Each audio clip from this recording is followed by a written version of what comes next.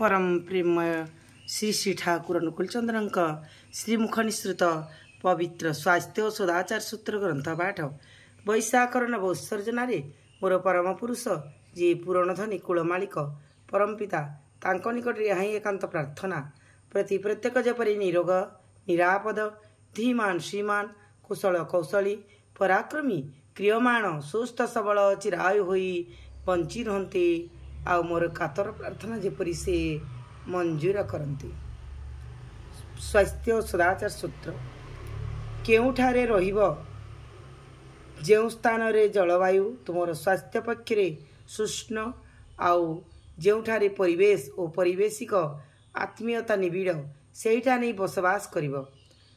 पारिवेशिक आत्मीयता पाइबाकु हेले ही परिवेशर परिचर्या करिबाकु हुई।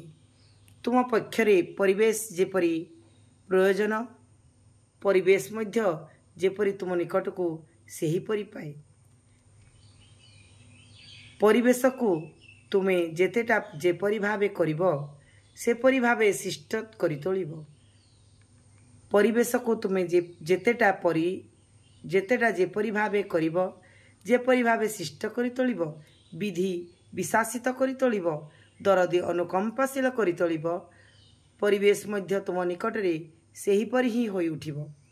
तुमे करिब नाही अथच पाइब अवशोष करिब ताहा हेब नाही किंतु हेब तो नाही तुमे दुर्बल होई उठिब शीर्ण होई उठिब।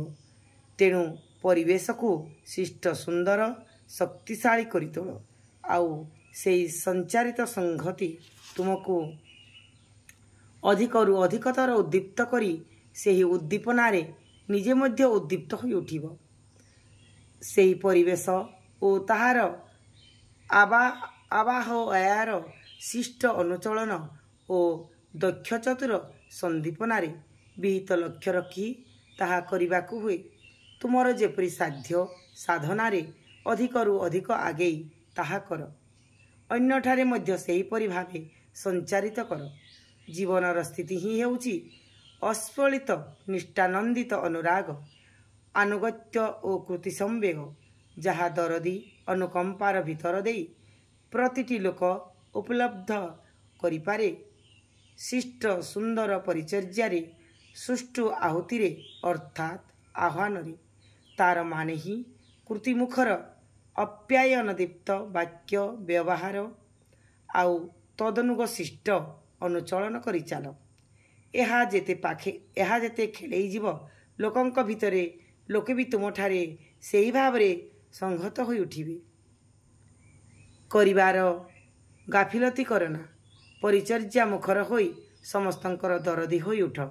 संचारित कर ताहा समस्तंक सत्तारे देखिब विधि आशीर्वाद तुमको मध्य सेहीपरि नंदित करि तोलुछि। आशीर्वाद माने अनुशासनवाद। वाणी संख्या 96। जय गुरु जय गुरु।